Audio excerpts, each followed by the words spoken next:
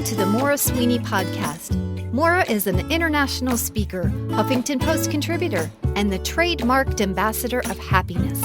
In 10 minutes or less, Maura weaves clever anecdotes, insightful questions, and personal stories to challenge your mindsets and enable you to live happier from the inside out. Here's Maura with today's podcast for you. What are you afraid of? If you're on a path to living happy from the inside out, today's podcast will help put you on the path. What are you afraid of? Have you ever asked yourself the question? Or has someone else ever asked you the question, what are you afraid of? And you thought to yourself, oh my gosh, I'm being called out. I'm afraid and I didn't even realize that I was afraid. Oftentimes we react out of fear in some of the most incredible and dissonant ways from our natural state of internal peace that we never even question ourselves or we never notice it. But it's so important when we are on a path to living happy from the inside out that we're willing to look at fear and some of the sources of our fear and then consider how we can step out of our fear and return back to love. Do you know, many people have determined that ultimately there's only two emotions we can operate out of. The first being love. Let's say that that's our natural birthright. It's our natural identity where we live in a place of unity, harmony, where there is no dissonance within us, there is no disagreement, but we're pretty much at peace. And the opposite feeling is fear. Fear being that place where we question what's around us. We are creating closet doors and hidden places within our mind and our hearts where we don't want to deal with certain issues because we don't want to look at them. I want to give you a couple of words connected with love and then a couple of words connected with fear. They're both sides of the emotional spectrum and see the many ways that love can be expressed, but also the way fear can be expressed. When we think about love, these would be some of the emotions that would come out of love. They would be things like generosity, kindness, interest in other people and ourselves and life in general. When we think about love, some of those emotions that emote would be peace and happiness, thoughtfulness, and finally, at the high end, things like levity and fun.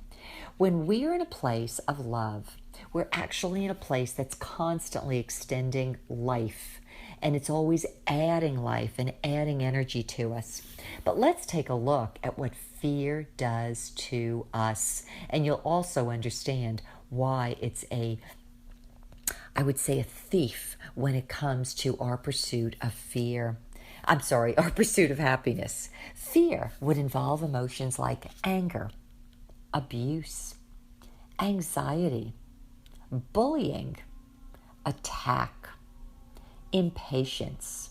It could go all the way to committing murder when we're really, really in a state of fear. When you think about all the emotions connected with fear, what you think about and what you literally feel is an emotion that steals one's life away. It steals the sense of expansion, and what it does is it puts us in this protective mode. We're protecting ourselves from our own thought life, from the thoughts and the behaviors of other people. We're protecting ourselves from exposure and literally putting ourselves in a place that is a drain to energy and a drain to our lives. You know, when I think also about love versus fear and what it is that we're afraid of, I'm reminded of the words of Jesus. And I think 2,000 years later, those words are so meaningful. This is what he said: the whole world lies in darkness. The whole world, meaning the whole cosmos, all of society, all of human relationships, everything we know in the construct of society is lying in darkness. Now, darkness to me would be that place of fear. It's that very thing that covers over the life that we truly are within and the life we all desire to live with peace and happiness from the inside out. But I also have wondered on occasion, assuming that Jesus spoke English, that when he used the words, the whole world lies in darkness, that he wasn't also referring to the reason why we're all in darkness. And that's because there's a lot of lying going on, meaning a lack of truth. If you want to think about darkness versus light, or fear versus love, you would also be able to connect it with the idea that truth dwells in a place of light. You know, when truth is allowed to come out, there's no place to hide. The sun is bright. All the information is out. Everything is given an opportunity to be put on display. There's no hidden motive. Everything is in evidence. And yet, much of our society and much of our personal lives live completely the opposite existence, where we hold on to certain truths and belief systems that we've been told or we want to believe in, or stories we've shared with ourselves and told ourselves repeatedly. And yet they work against us because something within our souls knows it's not the complete truth. It's not all that we need to know. It's not all that we need to expose ourselves to. And yet when we're willing to go to those places, maybe we feel triggered by something that someone has said to us or a topic they're bringing up. And yet if we were to stand back and say, you know what? I wonder if I'm big enough to allow truth to be all that I am. Because in that place of truth and in that place of light, I can find my ultimate peace, and I can find my rest, and I could find my true happiness.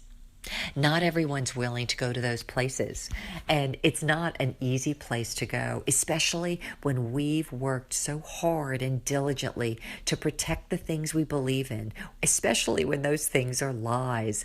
If you're wondering where I'm going, I want you to think about this. Imagine growing up, let's say in your own household, and there were things done within your household that weren't right. You might have been a child that intuitively you knew right from wrong, and yet you convinced yourself out of fear that you were going to believe what you were told. Let's say you were in a certain religion or a certain sect, and your leaders have told you certain dogmas, and yet your inside says, you know what? It doesn't seem right, but I want to stay as part of this sect. I want to be approved by these people. And your insides protect a lie, and you're fearful of exposing yourself to all of truth.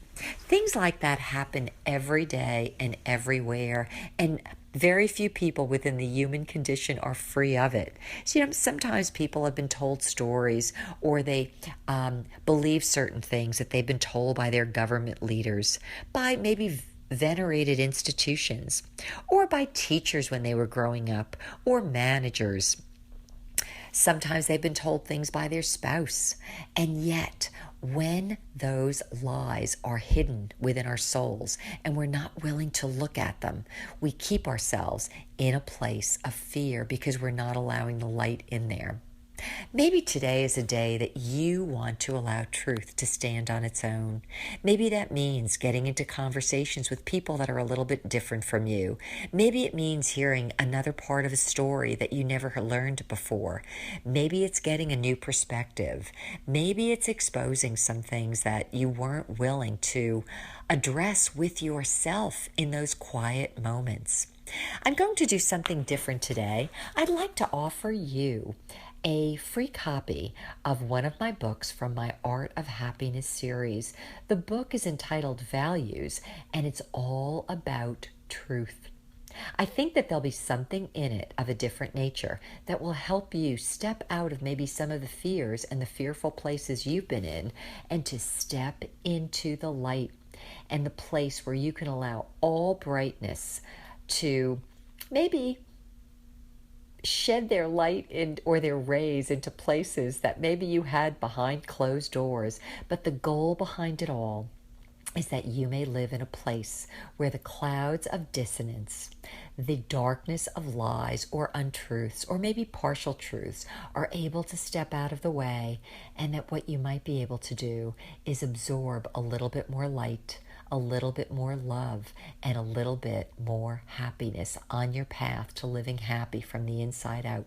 I hope you write to me, Maura at Maura4u.com. In the subject header, write, "Please send me the book on Values or the book on Truth, and it will be my delight to send it to you. Also, I hope if you've enjoyed this podcast that you'll take a moment and that you will subscribe and then also rate and review this podcast so that others who are looking for more truth and more peace in their lives will be able to find us a little bit more easily. But hold on, because there's someone else before we close that wants to share with us what makes them happy from the inside out too. This has been Maura with Maura for You.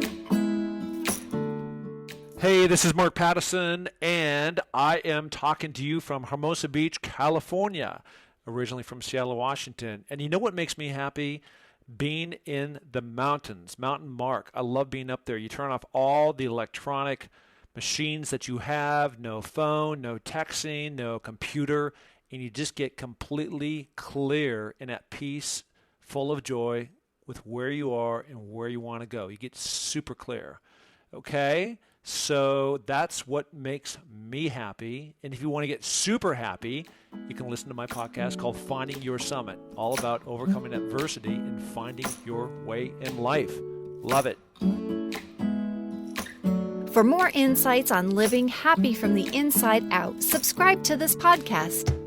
To learn more about Maura, visit her Maura4u.com website, where you'll find videos, blogs, books, and the Foundations of Happiness self-study e-course. Maura, 4, letter U.com, where Maura is always for you.